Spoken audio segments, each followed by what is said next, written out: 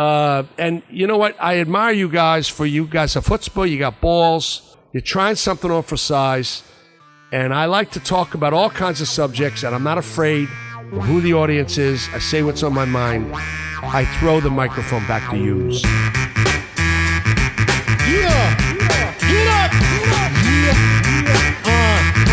It's the Anybody Can Do This show. Yes, here we go again, give you more, nothing lesser. Back on the mic is the What it do, nephews? It's your boy, neighbor Nick, and welcome to Season 3, Episode 18 of the Anybody Can Do This show. As always, I am joined to my right by my right-hand man, Skater Rob. Also tonight, lucky to be joined by the one and only Shelf in the Delft, Top Shelf Tom. And listening in right now, but jumping in a little bit later, the one and only JW Yoke. Everyone other than Yoke, because you don't have a microphone, how the hell are you? We're doing good. What's up, We're doing good. Fellas? Skater, do me a favor for the people, for the anybody's out there. Read that first bullet point on the notes right there that I have written down. The weather. The weather. And you know why I have the weather written down there? Because it is Tuesday, March 9th, and I am officially declaring, outside maybe one more snowstorm in the beginning of April, the weather has officially turned. It feels beautiful outside, ladies and gentlemen. I hope everybody's been getting outside. We played tennis today, me and Mrs. Neighbor, before we recorded. Nice. Outside, we took Ida, the dog, for a little walk in the dog park. And Mrs. Neighbor goes, I feel like we took Molly. It's so nice out.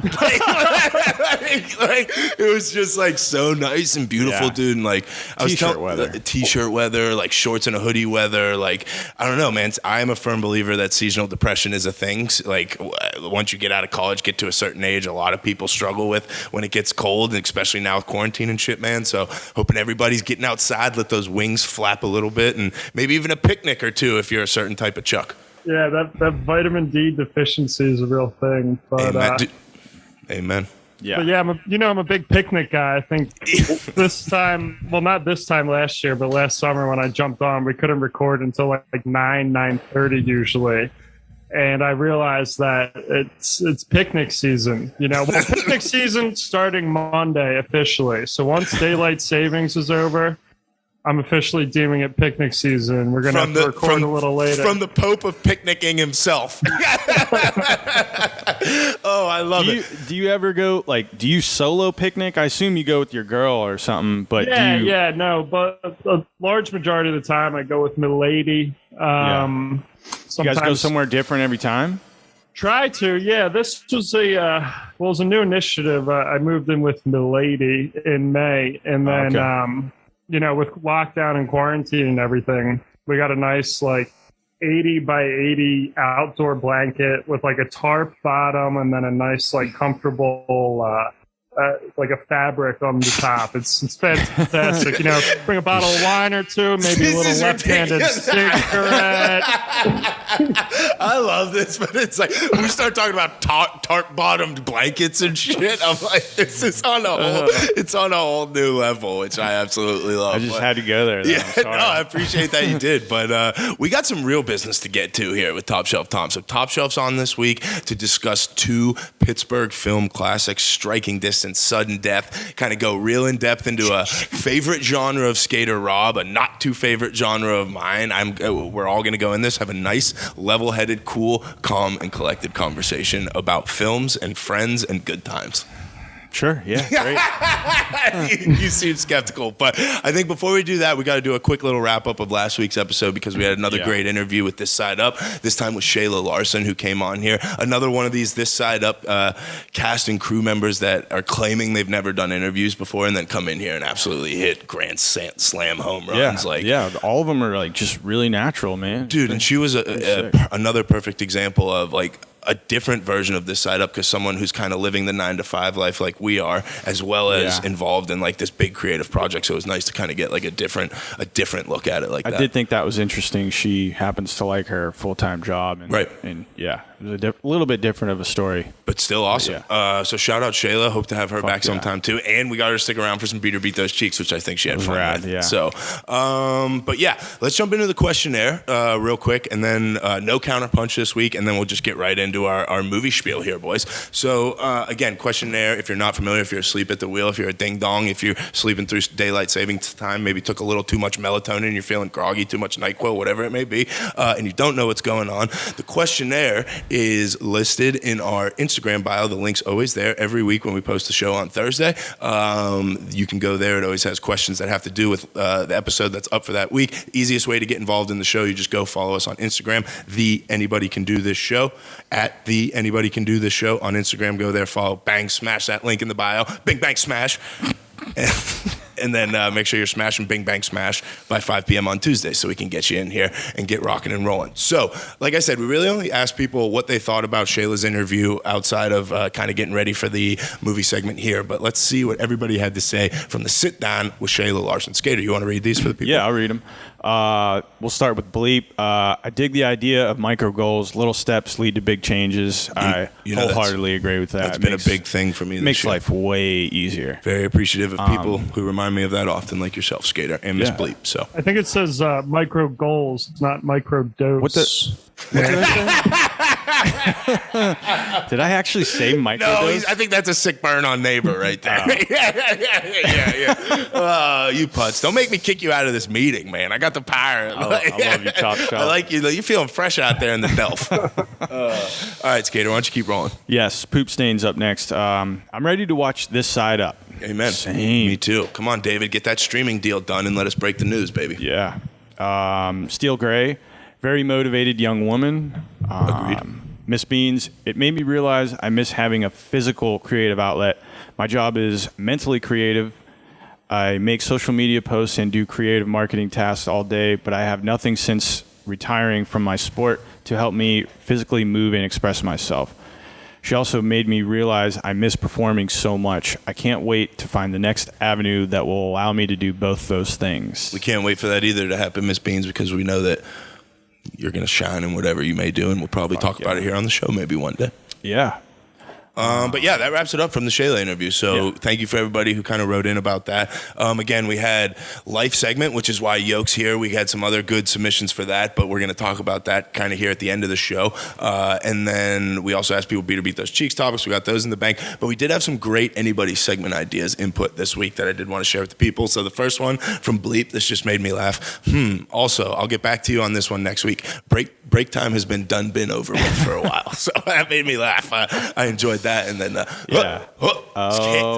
Skater! Shit. You know what that sound means. Yeah. There's only one thing that can make Skater strip fully nude, run up and down the hallway of our apartment building, and come back to record. And that is that sound, which is, in fact, the sound of the response of the week. So shout out to someone who I was realizing has not run response of the week somehow all season, but definitely deserved it with this comment. Yeah. Poop Stain. So shout out Poop Stain. If you're out there, which I know you are, you're live on the gram, you got your own Instagram account, make sure to DM so we can get you the intro for next week's show. You can read it, be the lead off. I think Poop Stain, I can't remember if it was Poop Stain or Gandalf did it once before and changed their voice, like with the Bane voice changer. Awesome. It was hilarious. So I hope it was Poop Stain and we get another iteration of that. If not, just steal Gandalf's idea and go ahead and do it. But Poop Stain wins for I am beyond ready for the merch drop, care package and all. So absolutely Poop Stain. Not only are we going to have merch drop and Run Season 4 comes out in April, May, whenever that ends up lining up, and but you will definitely get a care package from Poop Stain. We need an address, send that. Poop Stain's been rocking us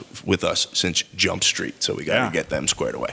Okay, like I said, no counter punches this week, but if you're not familiar with counter punch, we got the email wide open, the ACDT show at gmail.com. If you want to hop on voice notes or you just want to bang us out an email, you can go in there, send it to us. Make sure you get those in by Tuesday at 5 o'clock as well, so we can keep rocking and rolling. That's it. See? Yeah. I told you I'd be quick. That's what she said. That's what he said, I guess. But Shelf, you ready? You're like lounging over there. You got your gold mic. You got two screens. You look comfy as hell. You look ready to talk some Pittsburgh film history, my friend. I am. So- I'm comfy. I'm relaxed. I'm ready to I'm ready to talk shop, fellas. Love it. So I think what we decided that we're going to do here is we're going to talk about striking distance first. Then we'll talk sudden death due to chronological order, release order. And then we will wrap up. We'll intertwine the anybody's kind of input into those once we wrap up the films. Then we'll do the other Pittsburgh films, shows, whatever that we like that we want people to go check out if they haven't. But also, when we talk about striking distance and sudden death, we're going to talk about kind of two main sections of both of them. Them as a movie, like as a film, enjoyable, like interdependent of the fact that they're filmed in Pittsburgh. Did I use that right? Interdependent? I don't know. Yeah, keep going. Thanks. And then we'll also talk about it from the lens of Pittsburgh, like how Pittsburgh looks in it, how Pittsburgh it feels, it is, like all that type of stuff. I think that's the best way to do this. Yeah. Skater Rob, how are you feeling going into talking about two of your favorite movies, but definitely your favorite genre of movies, kind of like 80s, 90s action flicks? Dude, I'm fucking ready, dude. I got another beer here. That's why I ditched the coffee, dude. I was going to drink coffee. I can't do it, dude. We're talking about shit blowing up and machine guns and shit. I have to drink beer, dude. You're a lunatic, and I love it. So, Shelp, I want to start with you. Let's start with striking distance here. You and I are the same in the sense that we had never seen this movie before we kind of came up with this segment idea. Rob had seen it a bunch of times, so I'll let you kind of take it away here. What are your thoughts on striking distance? So let me just kick it off by saying the last time I was on for Shelf Reflection, Skater Rob's enthusiasm for these two films is what drew me. Palpable. Palpable. I don't even think palpable does it justice, but like, I've never seen anyone so excited about any film ever. Like, ever. About either of these. So I was just like, oh, I gotta fucking get this. And like, for whatever reason, I had to get them on DVD, even though I don't have a DVD player. And then I think I said two weeks ago, I was home alone for a boys' weekend. It was me and my pup, and I got home from work, around 5 on a Friday afternoon, and cracked a few beers, sat down. Oh, so I found a TV in my basement that I had from college that has an integral DVD player. So then Nice. we got going. So I'm dragging on here now, so I'll just get right to it. So I watched Sudden Death first, and then Striking Distance second. So as we start with Striking Distance, keep in mind at this point I'm probably 4.5, 5 beers deep.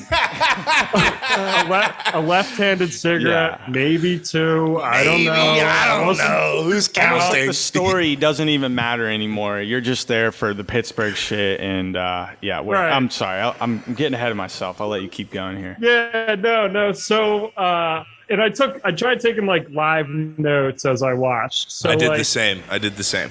in terms of me contributing to the filmmaking, like you were kind of alluding to there, Nick, it's going to be more my observations as a buzzed to drunk, potentially baked person, which I think it comes full circle based off of the first the first segment, the last time I was on. So there's my preface. I love that. I feel compelled to kind of start with my take on the movie here then, because I am kind of, as much as I love Shelf, and this is his segment, this is, as I said to Skater off mic, maybe even on mic, my thoughts on some of these movies, I think Skater thinks might fracture our relationship here. I think Skater thinks I went in just ready to hate all these things. But let me start by saying that I am confident in this next statement that I believe that Striking Distance is the greatest film ever made. What? Yes, dude. Pulled the rug out from under him. I loved it, dude. Like, I loved it. Yeah. Dude, your face was so worth it, dude. I thought it was spectacular, dude. Yeah. I really did. I thought it was again, I am the first to admit that those like early 90s, late 80s movies do not hold my attention, especially like this action movie. But like I was saying to you, like, in my opinion, there's no way you can compare Striking Distance and Sudden Death in like the same category of movie. Like, totally different. Two totally different. Like one movie takes place in the same place the whole entire right, movie. and we'll get into sudden death, yeah. but like Striking Distance and like just from a film, I thought the story was great. I thought like the twist was just wild enough that like it worked. Like they don't tell you that like how his cousin survives jumping off that bridge. Exactly. He just like survived jumping off the bridge and he's there. Like I thought it was that car chase at the beginning, dude, and that'll go into like my Pittsburgh part of it. I guess I can just like go on my like it was so accurate to Pittsburgh, dude. Like in the beginning, he's like bang a right on Bigelow. They're actually filming like on Bigelow, dude. You know what I mean? Well, and they did like, kind of flop though, because he was like over on the Bloomfield Bridge, and then he like. But that's how you can come up. That's all Bigelow up there, and then But if you take Bigelow all the way down, you get to the Liberty Bridge right by the stadium. There is because he went through the 10th Street tunnels, which is right by us. Like they go wide up. It was just wild, and I thought it was a great movie. Like I wanted to go in there hating Shelf. I was making fun of you for like I thought you were watching it with your lady. I watched this with Mrs. Neighbor and she loved it, dude. Like, she fucking loved it. Like we were watching it last night in bed and she was like, she would have hated sudden death, I think. But like, Striking Distance, I thought was fucking sick. I thought it was great. I have so many notes, but I want other people to jump in. I just don't want to dominate. Like, dude, yeah. I mean, I was gonna talk about that opening fucking car chase scene, but I mean, we already touched up on it. But so like in the Rob, this is a good question for you. Like in the landscape of like this genre, is Striking Distance like? Do you feel as passionately about Striking Distance as I do? As that's like it's a sick movie, or you're just kind of like no, it's fucking. You love it, right? Yeah, it's one of my favorite action movies ever, and it's totally underrated. I think because let's face it, I think. It's really easy for us to like it because it's in Pittsburgh, and you see all these crazy shots, and you're like super psyched on it. Right, and on the flip side, though, I think it's really easy to like talk shit and like expect it to be a bad movie just because it's like, oh, it's so cool, it's like filmed in Pittsburgh, right? Yeah. Like I don't know. Dude, honestly, like. There's other 80s action movies that are like filmed in like Detroit or Cleveland or other like Rust Belt cities. Right. And I like that shit too because it's not like Los Angeles or right. I even like the old New York City shit, man, because it was really gritty back then. But I don't know, man. It was a star-studded cast too. Absolutely. Yeah. Oh my god. Yeah. Show. Go off, King. Go off, King. Skater, you bring up some good points, like the whole Rust Belt aspect. It makes it more relatable to the average viewer, right? Yes. And just, I mean, Pittsburgh's an incredibly scenic town, you know, sure. and I don't know the specific areas you guys are talking about. Like, I haven't been through maybe I have, but the 10th Street Bridge or tunnel or whatever you're talking about. You have probably actually, because that's all by us down here, right on the south side. I know you've been down here, but anyway. No, then I probably have. It was fun. I thought one of my qualms with it, and again, one of my notes is, not going to lie, wasn't paying attention to this one that much. Dude, I was just repeating now. But one of my issues with it was it tried taking itself a little too seriously. The cast is amazing. Right, I could get that. I see where you're coming with that. Like I said, I was also like at least 5 beers deep at that point. Right, yeah. But like to that point, like I think they tried to do too much. Like when they made her like SJP, like an undercover like agent. Like that's a perfect example where it's just like they did nothing other than that scene in the courtroom with that. It didn't change her relationship with Bruce Willis at all. Like it didn't do anything to like affect the movie. So I'll give you that for sure. Like if you would agree with me on that shelf, like that part, yeah. Yeah, SJP was so sick in it. I thought it was cool. My first note was that she got the second billing on it, which is cool, after Bruce Willis. Dude, one of the best. In some of the notes, it looks like we have his name, but the uncle, maybe it's Dennis Farina. Dennis Farina. I have that, dude. The funniest line of the movie is when he looks at SJP and he just goes, "Not bad." Yeah. Like she's not the hottest law enforcement officer in Pittsburgh that the Midwest has ever seen. Dude, she's the hottest chick Pittsburgh has ever seen. like no offense to all my beautiful women of Pittsburgh, but like this is what, dude, I am not an SJP fan. Like I have never thought that she was like super attractive in Sex and the City. She jumped onto the screen in this movie, and again, Mrs. Neighbor said the same exact thing, which is just like, I've never found this. She's never looked cute or attractive and things. Probably like, one of her first movies. Stacked, absolute rocket launcher, young SJP in that movie. Yeah. Dude. Like absolute rocket. Like, and again, you got the '90s Baywatch one-piece bathing suit style. Like a lot of nostalgia there for some young bulls our age. You know what I mean? A little Pam Anderson throwback. But no, we can't. I have a note too, and I know we get into it with the Anybody's. Dennis Farina, just like that uncle, Captain Cop, man. Dennis Farina always is a delight when he pops on your screen. This is strictly for my dad. Dennis Farina looks exactly like, I call my uncle, he's my dad's cousin, Frankie Alessandro in Long Island. But like, he looks identical to my uncle, Frankie Alessandro, with the fat mustache and like, oh my God, dude. And I thought for a while that he was going to be the killer, him or the drunk brother. Well, he kind of knew though. He was the one who knew, right? And So I thought, that was a great twist that he killed the dad. This is what I was confused though. I thought they were brothers, but Farina must have been, because like Bruce Willis's dad was divorced. They make that very clear in like the first scene when they're getting ready to go to that ball. Okay. So I'm thinking now that Farina was his mom's brother, because they never talk about Bruce Willis's dad and Dennis Farina being brothers. They just call him Uncle Nick or whatever. Yeah. Which I guess Nick, namesake. Uncle Neighbor Nick. Yeah. All right, so sorry, go ahead. No, I was just going to say. Go. Doing some preliminary research when I had ordered it, I was looking at like reviews, which I try to avoid with any movie, any context. You have to, but like one of the notes on it was like, and honestly, it was like, this movie has a twist so absurd that you can't even be mad at it. So like the whole time, like I'm taking notes. I'm like, all right. I was like, oh, the dad's the killer, and then he just gets smoked in that car crash scene. Dude, first 5 minutes is cooked. Oh, dude. All right. So I think that we've covered kind of like the film. I don't know. Do you have anything else you want to say about like it as a movie before we dive into like the Pittsburgh part of it? Dude, I am blown away that you actually liked it. I knew you would be, dude. I'm telling you, man, and I'm not even speechless. like I thought it was great.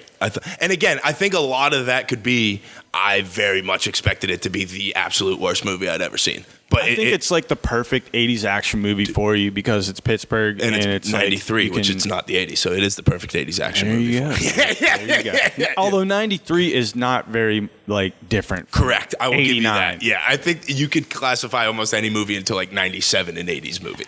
That's a good point. All out. Thank you, show. Yeah, but I want to get into the Pittsburgh part, dude. I mean, we talked about the beginning scene.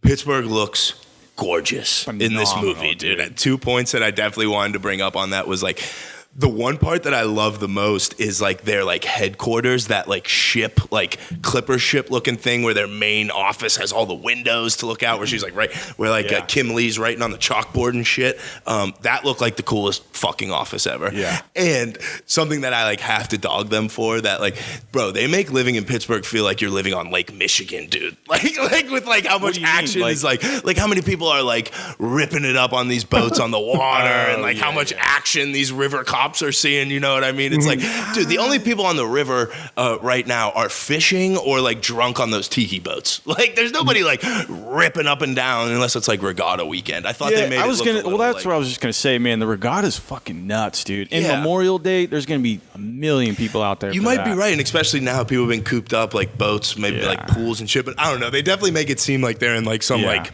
I know what you mean. Sick, like not coastal, but like lake town, where it's like, I don't know, it definitely is a different. Those rivers are kind of skinny, man. You can't just fucking just be barging back and forth. Dude, Pittsburgh looks gorgeous. They start like after that car scene with like the beautiful shot like over Mount Warsh, like you know what I mean, coming in. It looks that's so the very awesome. First shot.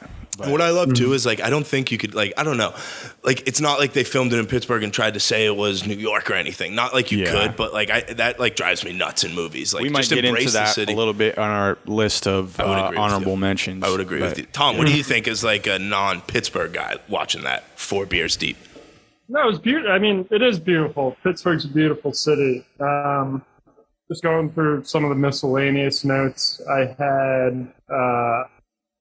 I just wrote down Flare Gun Bruce. To be honest, I don't fully remember the context. Well, dude, that's he shoots a flare gun at a car that he thinks he sees dropping a body in the river, and it just ends up being a rug. And so he gets like dogged because he fucks it up and shooting the flare gun at the car. I do kind of remember that. I'm here to help you through this, man. This is what I'm here for. Thanks, brother.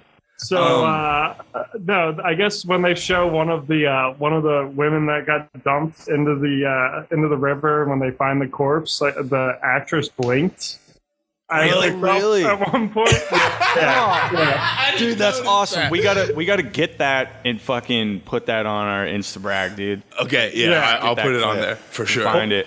We'll track it down. And then actually, I did have a filmmaking note. Actually, they used a lot of Dutch angles, which Skater, you might know about it, but it's like it's a shot that's set up from a lower perspective and like tilted a little bit. Like Scorsese loves using it. Tarantino fucks with it heavy. It's almost like they used to do that a lot in like film noir movies in like the 30s and 40s. And they did it like in the when they do the policeman's ball at the point, and that the drunk cousin is like with the fireworks or whatever. That's when it's all to give that like kind of like thriller sort of look or serial killer, thriller kind of look, I think. Yeah, at least. No, for sure. But that was the only filmmaking. The last thing I want. Oh, sorry. Go ahead. I was going to mention something. It's pretty crazy, like how many like details they get right. Like even the when they're watching the news, like they're getting the people from That's fucking exactly Channel 4. Sally Wiggins is in there. Dude. And they were it's the first serial killer's called the Polish Hill Strangler. Exactly, dude. They just totally embraced it. Yeah.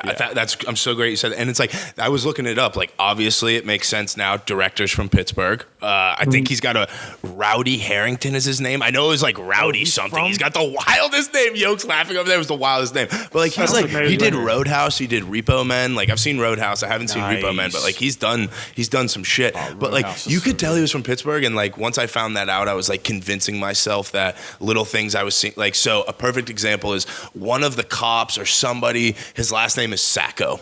Right? And dude, that Jimmy Sacco is the guy who runs Heinz Field for the Steelers, dude. Like he's been there forever and like is a Pittsburgh legend. Like Boys of Calipari just like kind of has that vibe to him in the city. I mean, I'm a little biased. I was lucky enough to like work for him for a while before I moved on to a new job or like I swear to God, that's part of it. You know what I mean? I'm also convinced that they casted that one cop who like hates Bruce Willis, like with the slick back hair, the blonde slick back hair that he like punches at the end, Eddie, I think, because that guy looked like Terry Bradshaw if he went through a pasta maker. Like dude, he looked absolutely fucking ridiculous. That I guy. love that like, connection. Dude, I said that to Mrs. Neighbor and we were cracking up in there. Like that's how she just kept calling him pasta maker Terry. Like, because real Yinzers don't like Terry Bradshaw, dude. Well, yeah, and again, this is, I guess, and then the last thing, I think we move on to sudden death, and the last note I have is just houseboat, because I found myself after the movie late at night just Googling houseboats for sale. I've been wondering where the hell that is, dude, or where, like, it's obviously not anywhere, but where they put it, where they like set that shit up, dude. Well, because I always thought that it was based out of that little house under PNC Park. Well, that was their like headquarters, like that's their like little patrol spot. But he had a house that he lived on, like a houseboat, literally like on right down a creek, All right, so right down a creek. Let's move right down a creek and hop right into sudden death. Okay, sorry. Striking Distance released 1993. Sudden Death released 1995. Skater, if I were to give you the option that you could only watch Striking Distance or Sudden Death, which one would you pick? It's tough. Sorry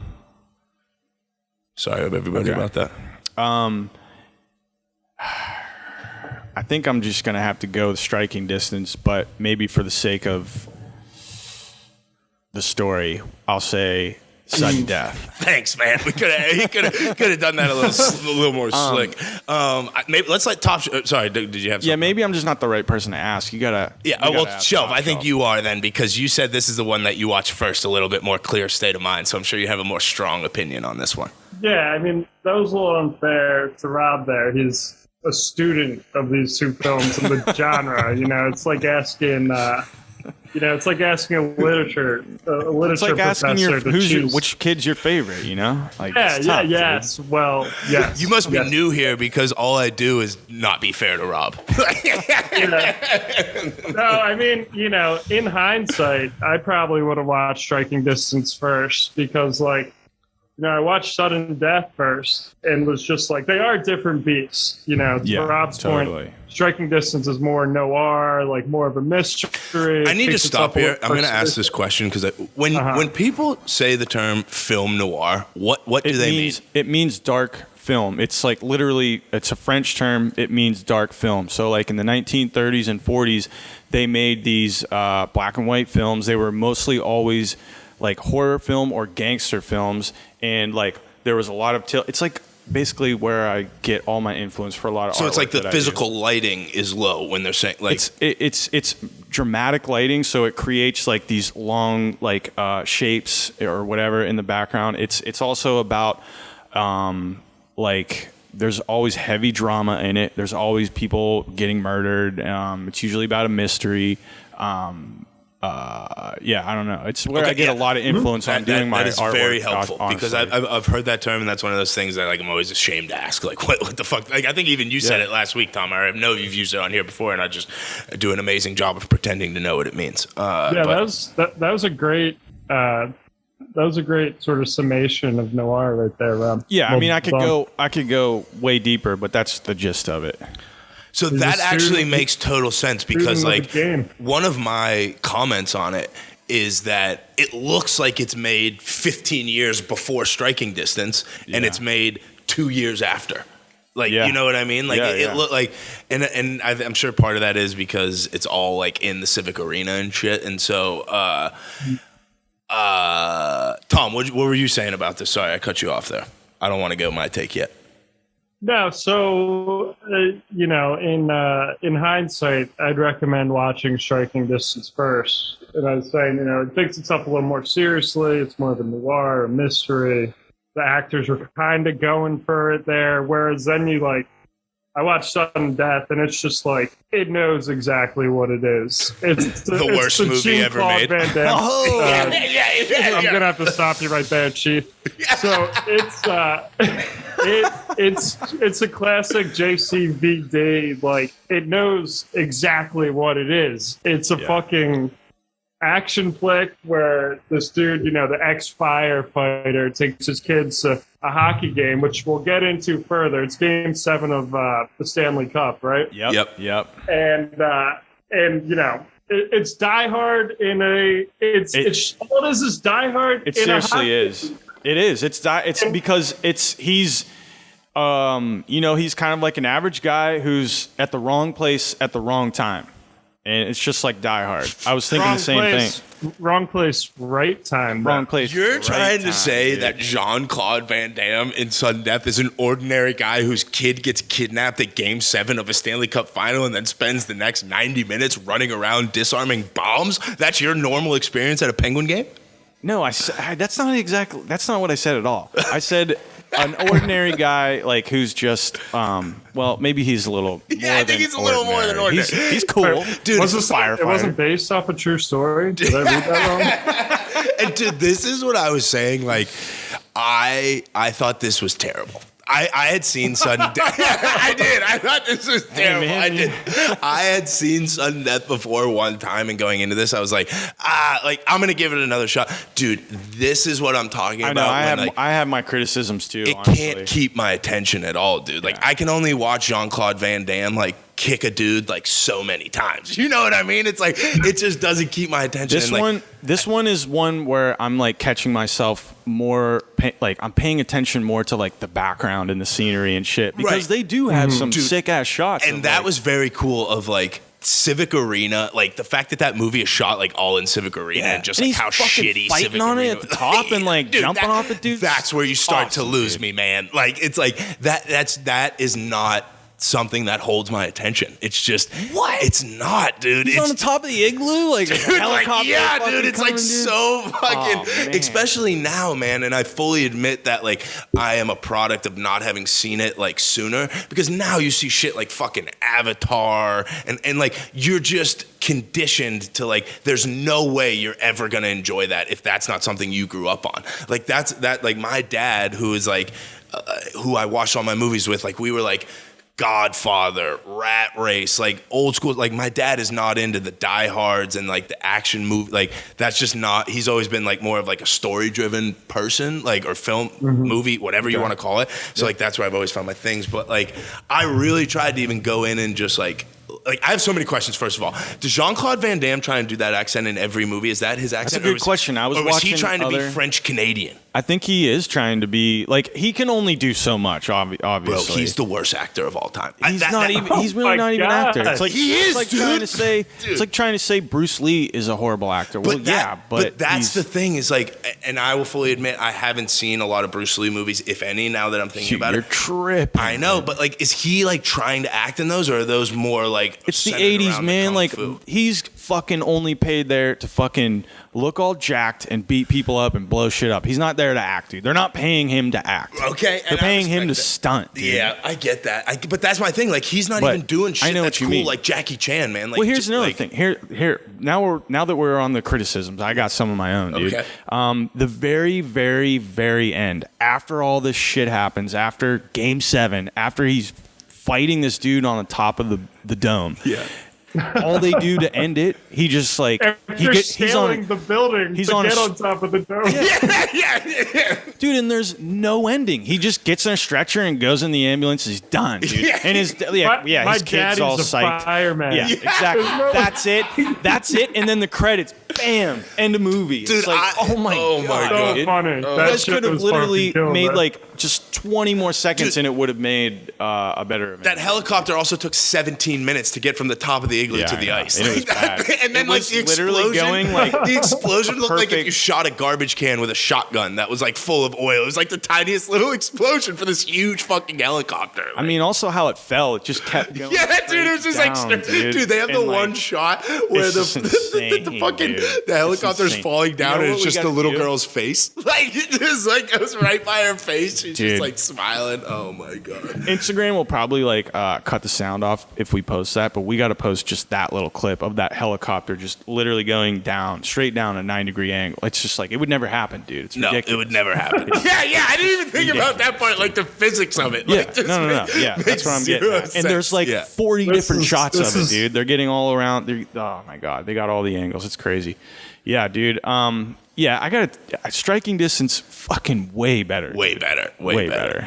Tom, I knew that was going to happen when I came in here kind of hot on that. What were you taking away from sudden death? I mean, I'm a little disappointed. We're not like, how are we kicking this off nitpicking a movie called Sudden Death with the tagline, terror goes into overtime. I didn't buy this DVD to see like, you know, a character driven drama. Like, I knew I was going to see a terrorist attack in an old like Pittsburgh hockey arena, and what I didn't know I was going to see was Jean-Claude Van Damme fight a fucking mascot and then end up shoving it through the dishwashing machine. Like, what? Why are we sitting here nitpicking at this? I Why know. are we you want a appreciating? nitpick? I'll give you a motherfucking nitpick. They have Iceberg in that movie. He's dressed as Iceberg. He's wearing the Iceberg jersey. They call Iceberg in the movie Mr. Icy. Did you notice that? I know. Yeah, I did. What the notice fuck Probably is a that? rights thing. That's probably a rights thing. So how did they have the jersey? But that can't be true because they had full rights for the Penguin shit, dude. They had to have. Yeah. With all the other shit they had. They had the logo in there. They had the Jumbotron. They're in the real thing. The mascot is wearing a jersey that says Iceberg on the back in the movie. It's fucking mind-blowing, guys. Yeah, I don't know. Something got fucked up, dude. And they say it multiple times. That's like the dead girl winking in fucking striking distance. Yeah. I'm getting jacked up because I'm starting to curse. Yeah, all we the got to time. get back at the good parts about sudden death. Yeah, come on, let's reel it Yeah, in. I'm sorry. The kitchen fighting scene I is wish I had a heads unbelievable. up. I could nitpick both of these movies all night. That's not why You I'm told here. me to come in here and give my reaction to it. You didn't come in here. That's true. You didn't tell me to come in here and fucking sugarcoat it. The That's bad fair, but don't throw out things like, don't try to say Avatar is a great film either. Like you're criticizing Jean-Claude Van Damme's acting. You're missing 80% of that movie is fucking computer generated. You're missing my point about Avatar. I'm not saying that like that's my own fault. That like I don't like these 80s action movies like Die Hard, and so like when I started seeing. Like, I don't know. I guess you can't even compare Avatar, but like, because it's not the same thing. Yeah, that was maybe a bad thing. Fuck off, Shelf. I think the bad guy in this one is probably one of the best bad guys I've ever seen in any 80s action movie. You're joking. No, I'm not. Dude, he's the worst actor I've ever seen. What? Powers Booth? The guy's named Powers Booth, first of all, which, we totally skipped people's striking distance things, but we'll go back and do that. His real name, dude, that guy was, again, I feel bad because I'm trying to like compare this to like number one best actor Oscar award. No, but, like, speak your mind. Yeah, Clearly, no, and I will about speak my mind. Thank you very much. But like, yeah, like he was an atrocious bad guy. Oh man, I beg to differ, dude. Again, I disagree. Okay, that's fine. That's what we're here I for, disagree boys. too. That's a better show if you guys. He's so relaxed and so fucking evil, dude. And he's just like, dude, you just don't see that shit in a lot of 80s action movies. I have to give him. A lot of them are cheesy, and he doesn't come off as cheesy, dude. He had my favorite line in the movie when he's talking about who they're going to decide to kill after the first period, and he goes, "I think we can all agree that the mayor's wife has been annoying. They're the most annoying." Yeah. Which I laughed at that. And again, I guess I do feel bad. And I'm not going to like admit defeat or anything, but like I definitely didn't let myself enjoy it. Like, I was trying to be like, would I enjoy this movie more so than coming from it to like come in here with a specific mindset of like almost enjoying the corniness, if you will. Yeah. So I will fully admit that. It's because you were cramming the night before an F, man. Now you're questioning the antagonist's motivations. Like, I thought he had a solid opening monologue. He fucking worked Secret Service. Like, are you kidding me? Yeah. And I thought it was a little bit of a twist when the head of like the main detective or whatever turned out to be dirty. Oh yeah, that was a great twist. I will give you that. You want to know a great twist. You want to know a little fucking mess up that they did? So when they first met, this epic meetup spot in the rafters, dude, you can totally tell that like nothing is going on down. It's like the stadium looks empty, dude. And like there's no one on the fucking rink even playing or skating. Well, I will say too, as much as I am like bashing like and we're talking about this from two lenses, you psychopath. So from like the movie lens, I'm bashing it. It is a sick integration of Pittsburgh. Maybe not so much like visually, like striking distance, but like all the old pens that are in there is awesome. I love that they have Mike Lang in there and just like let him be Mike Lang. Even like in the beginning when JVD goes to like pick his kids up and the kid's playing hockey with the stepdad or whatever, and the stepdad's like scratch my back with a hacksaw. Yeah, like that's awesome, dude. They kept all that. I did really like the actual Luke Robitaille. I thought it was hilarious that they had Jay Caulfield in there, but they like made him the goalie. Like he's on the Pens broadcast all the time. Like he was a defenseman, but they made him the goalie. That Tolliver, like whatever. Shout out my homie Tolliver. Actually, I have a homie named Tolliver. I just realized that, but. Yeah, I did love that part. And like Mike Lang and Staggy, like they let them do their thing, and like how like again they had to get the rights from the Pens because it was so much. And again, the more you talk about it, I have one note that just says "death by dishwasher." Like it was just good. Yeah, it's so good. Dude, that shit was badass. Yeah. The dishwasher death, and then the dude he fought, the fake security guard, and then like held him down on the griddle. That dude was really resisting the griddle. Like I don't know how he held on for that long. Then dude, that mascot fight was electric. Legendary. That chick was a badass, man. She was holding her own against JVD there. Yeah, no, and then as long as we're talking about the villains, I thought it was hilarious. So, I'll nitpick, but still appreciate the art.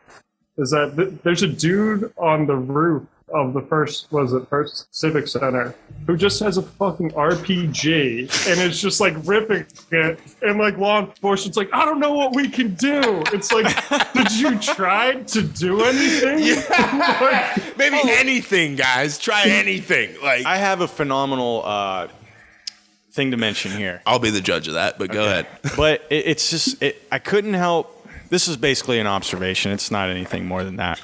I couldn't help to think, though, the whole entire fucking time of this movie, like the Pittsburgh police force is completely swarming this building. Like, the whole fucking city knows that there's a terrorist attack going on during the Stanley Cup. And the only people who do not know what's going on are the fucking people inside. Yes, dude. Like, how did no one at the game get there's wind no of way what was going on? you could get away with that these days because everyone has a fucking cell phone. It'd be tweeting all over the dude. place. That's a great point. That's a great point. I couldn't help to not notice all that shit. Yeah. And what I love, and Tom, this might not hit as well for you, but dude, the fact that they put Jeff Jimerson in that fucking movie with his like early 90s mullet, the national anthem singer. Oh, dude, he is the greatest. I had a thing when we were kids in the early 2000s when the Pens were rolling. I was lucky enough to go to a bunch of those playoff games with the same group of homies. And bro, every time we were there, there was one pause in the national anthem where I would just scream at the top of my lungs, "I love you, Jeff Jimerson!" Like, dude, he is one of my favorite Pittsburgh personalities of all time. Been singing the anthem for so long now. Just like his hair in that movie is, oh my god, there's a lot of good mullets in that so fucking Pittsburgh movie, it dude. hurts. It was awesome, man. It was awesome. Again, I don't think I'd rewatch it, but maybe I'm being a little harsh on it here in hindsight. So I apologize, Tom, if I offended you and your No, you haven't offended me at all. I mean, I feel like I've been bamboozled. I didn't realize I was stepping into a bear trap. I had some serious notes about the filmmaking here. I want to hear them. No, I'm just fucking around. I'm just messing around, dude. No, all right. So let me cut through a few more notes. Speaking of Jean-Claude Van Damme's accent, one of my notes was I wish he had a Yinzer accent. And that he was if he tried a Yinzer accent, that would have been fucking hilarious. 1,000%. That's what I would have loved to see. Then you would have got me back on track, maybe. I think you might start seeing a lot more of that as maybe time progresses and more movies that are getting filmed around here and stuff. Maybe we could talk about that when we talk about the prospects. Yeah. I want to let Tom finish on No, I'm Sudden Death. Sorry, if he has Tom. any other ones? Well, so are we? So now we're talking about the Pittsburgh aspects. I think of the first of movie? all, because I'm doing a terrible hosting job, I forgot to do the anybody feedback for striking distance. So I think we should go over anybody's feedback let's for do that. striking distance and sudden death. Maybe that'll jog some points we missed. It's just real quick, and then we'll go into these other Pittsburgh films. Okay. Yeah. So when we got to, when we got to striking distance, Steel Gray jumped on here and said, "Who doesn't love the young Bruce Willis and the pre-Sex in the City SJP?" Like we said, wasn't Dennis Farina in this too in his repeated role of sleazy cop? No Oscar winner, but a fun action film. Totally agree with Miss Steel Gray there. Again, a Dennis Farina shout out, which I love. Yeah, she nailed it. And then Bleep and Nima actually jumped in here too, and her comment was, "Dennis Farina was a national treasure." So like the whole household is into Farina, which I love. That was I was thinking too. Do we know if my man Dennis Farina is still alive? I hope so. I don't know, man. He that up. smoked a lot of cigs, dude. Pull that up, Skater. Yeah. Okay, and then sudden death. We had Bleep and Nima said Powers Booth was a national treasure. So kind of on the same. Yeah. She seems to love your bad guy there, Skater. And then Yeah, Steel Gray again. Crazy action, almost to the point of a cartoon. Awesome hockey game action with recognizable penguins. I got to say something before I forget. Dude, when I watch all these movies, that's almost like what I'm thinking about is like these are cartoons or comics or something like that. And that actually that helps me like get through a lot. And when Steel Gray wrote this in and I read that actually hit me like a ton of bricks. That's like, I took it too serious, dude. I took it way too serious. You're taking it you know way what I mean? Like, I took it way too serious. But like, I don't know, which is like surprising because like, I went into striking distance with the same mindset and I loved it. But I guess that speaks more to the fact that like sudden death, JVD, Steven Seagal, Schwarzenegger movies. Those are 1,000% not my bag. Like, just don't hold my interest. But something like a Die Hard or like a Striking Distance, maybe just Bruce Willis movies are more likely to hold my attention. So I don't know. Like, again, that's what I said. I forget who I said it to. Maybe it was even Yoke when we were coming up here in the elevator. But like, I can only watch JVD kick so many dudes. Like, you know what I mean? Like, I don't know. That's just No, me. it's fair. It's fair. It's a reasonable take. it's an acquired taste, dude. Well put. Well put. I've got just a few Pittsburgh notes on sudden death here. So, like, JVD's son, what is he, like, 10 years old? And his dad comes and is just like, hey, I'm working security tonight. Got 2 tickets to Game 7 of the NHL. Like, you would be shitting your pants. Yeah. Yes. And he's just like, whatever. Yeah. Like, he's trying to be like the too cool. Like, He's just so bummed that's his one dad's thing. not a firefighter anymore, the little shit. The kid was so lethargic, and all he can focus on is that his dad isn't a fucking firefighter. Like, I agree, man. I agree. It's like your dad just scooped you up with some surprise tickets for your birthday. Wasn't it his birthday, too? Yeah, something like that. Yeah, something so like that. bullshit. And then, all right. So here's where I'll jump on. Here's where I'll hop over to Neighbor Nick's barbecue. Come on over, baby. His grilling of this movie is like, dude, you're telling me the Pittsburgh crowd is accepting the starting goalie getting sick in the third period of a Game 7 of the Stanley Cup? Yeah, very good. I'll tell you who would not have stood for that. Cheeks Clappinen. My boy Cheeks Clappinen would have been revolting on the bench. So, Cheeks, again, I got your back for now, but if you don't start responding to some of these videos, the Stan one was amazing that I posted on Wednesday, okay? So if you don't like that, I don't know what else to do. Sorry.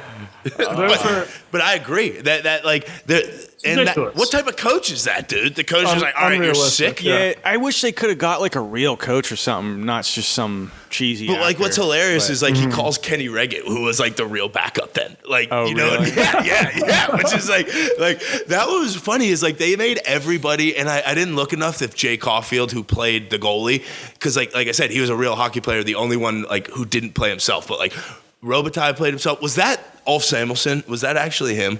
They had one quick shot in the locker room of him in his stall. I couldn't tell because like I'm not good with the early '90s pens. Why didn't they have Yager in it? Could they just not pay him? They said his name a bunch of times, but his face wasn't in it. Yeah, like if you listen to like the play-by-play, they're like Yager brings it down and like blah blah blah blah blah. Like, oh, that's cool. Yeah. I didn't even remember that. Yeah, that's cool. Whatever. But no, I totally agree with you, Tom. We would not stand for that here in Pittsburgh. Just letting the goalie quit on the team in the third period.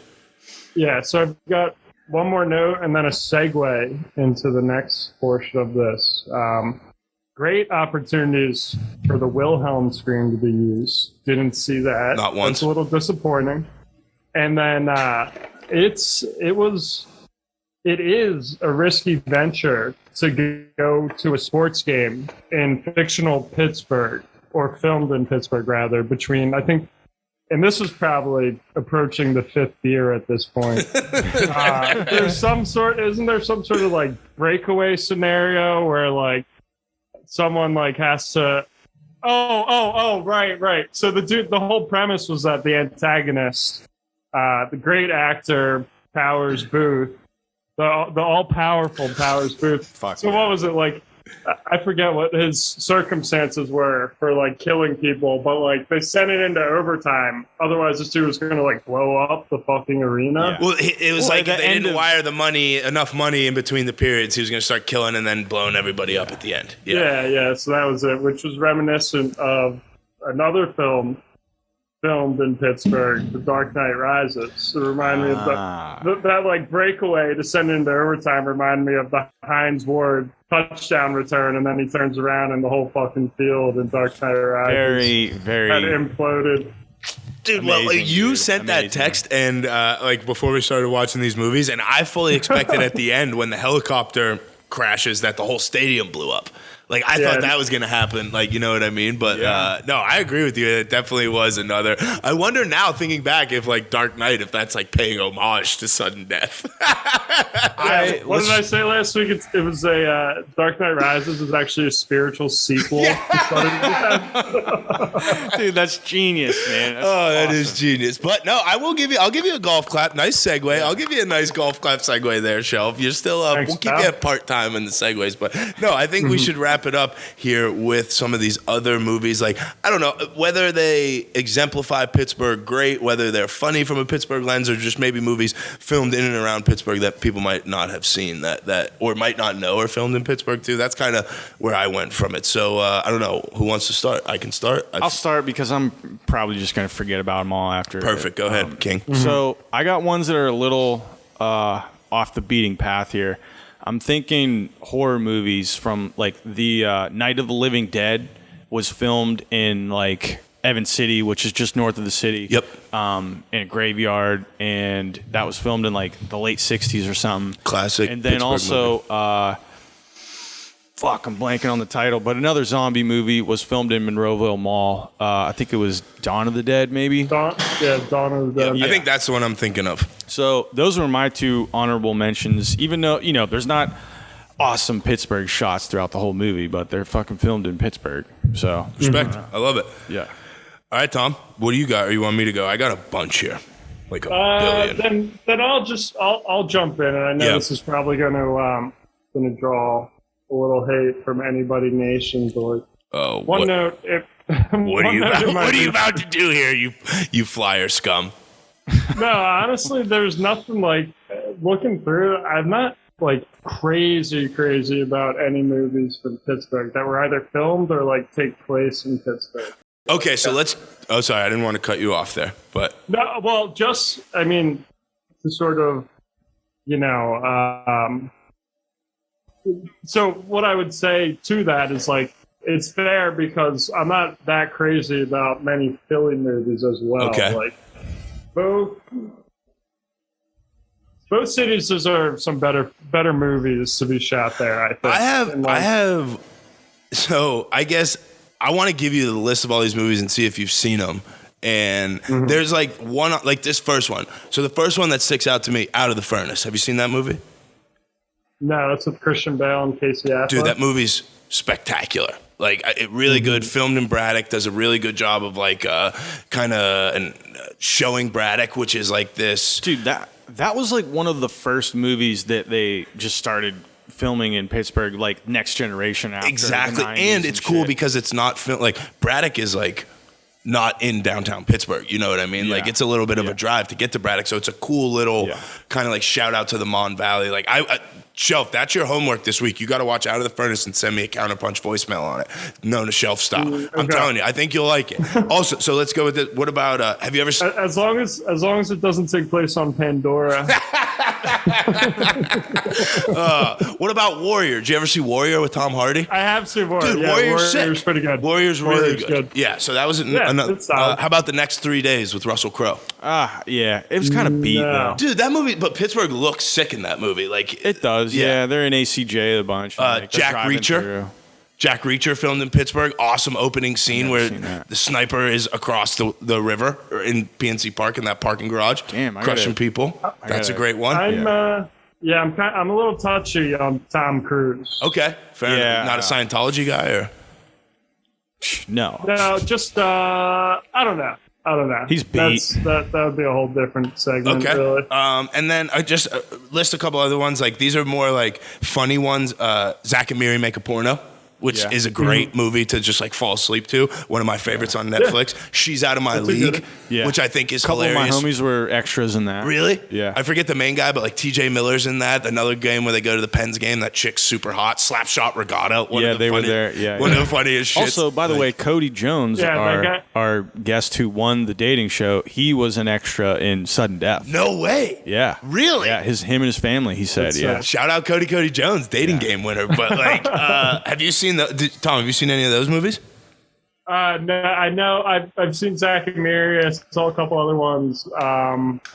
What was it? Oh, the lead actor, and She's Out of My League. His name is Jay something. Jay Baruchel. Seth Rogen's boy. Yeah. Yep. I'm not. Yeah, he's Seth Rogen's boy. He's in the right crew. Something about him I'm not crazy about. He's got to be a very specific role that like you're not supposed to like. I don't know about you, but like I don't like this. I don't like him as like the lead. Like him as like the as like part of the crew and like Knocked Up is perfect. Like like, he's great and Knocked Up. This Is the End. He plays his role well. I agree. Yeah, I agree with that. I love This Is the End, man. That's a movie that I'll watch all the time. It's hilarious. Fucking hilarious. All right, and then the last two I got here is: did you ever see Adventureland with I did. Yeah, that's filmed solid. at Kennywood. That's got a great cast. Yeah, filmed at Kennywood, which is awesome. Local amusement park. And then we mentioned Inspector Gadget last week. And then the last one, which I haven't seen, which is an older one, which I need to watch, is The Fish That Saved Pittsburgh, which is like about the ABA basketball team, kind of, sort of, that used to be here. Dr. J's in that movie. Like, you know what I mean? Like, so that's another one I want to watch. But yeah, that's my list of movies that I enjoy that are filmed in Pittsburgh. So nice. Yeah, I saw that. I saw that one popping up in my research for sure. The Fish That Saved Pittsburgh. Yes. Yeah. Yeah, I didn't realize Dr. J was in there. I met Dr. J actually. Here's a quick little side. Please. I worked at Sixers basketball camp for one summer. I was like doing operations. It was kind of like an internship, and then one of the weeks. So I had to be there for like 5 weeks, and one of the weeks. They were a little short-staffed for coaches, and since I played college basketball, they had me jump in and like. Not a big deal. So I had on my, but no, I mean it's not like I coached a team of like 8 to 10-year-olds. It wasn't like Sixers. It's not like Sixers training camp. It's Sixers summer camp. And so the team I had Dr. J's grandson was on the team. Sick. He was like, 9 years old. Also had Dr. J's son, also 9 years old. What? Are you serious? Are you serious? I swear to God, yeah. Oh my God. Yeah, they were on the squad. Oh my God. So funny. That is crazy. Because, I guess I always think of like Wilt Chamberlain, or they always talk about Wilt Chamberlain as like the NBA coxman or whatever you want to call it. Like, you know what I mean? But like, I guess all those guys were probably just having a time. Oh my God, yeah. But you met him? Like, he was coming to these games and like watching like the. He stopped by and shook my hand one time. And like, I've got pretty big hands. Like, him shaking my hand like came off like quarter down my like forearm. It was just like, Jesus. Holy shit. Oh my God, dude. That is a great story. Oh my God. That's hilarious. All right, let's get some of the input from the anybody's here on what their other Pittsburgh movies were, and then we'll wrap this up here. So, Steel Gray. First I have his 1999 film Wonder Boys, starring Michael Douglas as a CMU professor with writer's block, the wonderful Frances McDermott, my own Hollywood crush Robert Downey Jr., and young Tibbet McGuire and Katie Holmes. Filmed in Pittsburgh East End, CMU, and Swickley. Great story, great acting, winner. Would be good even if it were filmed in Philly, but story set in Pittsburgh, so it's even better. A little shot at you there. Zing. But so I think that's supposed to be Tobey Maguire, and this is not Tibbet McGuire. That makes more sense. So yeah, no, this is that's actually pretty serendipitous because my coworker was raving about this movie recently. I've also always heard amazing things about this movie and never saw it, and was glad that she brought it up. It's on Prime. Actually, Nick, you would fuck with it because like it's got great shots of Pittsburgh. Like I think a lot of it was Carnegie Mellon and that like surrounding area. Great cast. Honestly, it was overhyped for me. Like I went in like Frances McDormand smashes everything. Michael Douglas crushed it. I for some reason thought Robin Williams was in this movie. I don't know why. No. Yeah. No, nope. I didn't see him. I missed him if he was. Yeah. Oh, that's funny. All right, and then the second one she has here is a second little indie film made and set in Pittsburgh called A Wedding for Bella, alternate title, The Bread, My Sweet. Movie is centered around East End, but shows Strip District and downtown. Kind of a Yinzer Moonstruck. Scott Baio is surprisingly good, and the movie is sweet and sentimental. Someone who is called Nona has to love this. So, I don't know. Oh. Hey, Nona. Hey. And then Bleep, right in step with Steel Gray saying, Wonder Boys, my all-time favorite. I've always loved the phrase, fit as a fucking fiddle. So that's a hell of a tagline from that movie. Yeah. Yeah, no, Douglas crushes it. He plays like an English professor who just like drinks and drugs pretty hardcore and like takes Tobey Maguire under his wing. He's like, he crushes it. I had some issues with like the store. I had some issues. It's solid. It's worth a watch. Yeah, it sounds like it's really solid, man. You're giving it a ringing endorsement over here. So, yeah, I mean the characters weren't blue and computer generated. oh my but God, like, it was you're gonna let me live down that I saw the word Avatar on Twitter and mentioned it on here today. Shelf, I love you, man. You're always keeping me on my toes. I appreciate you.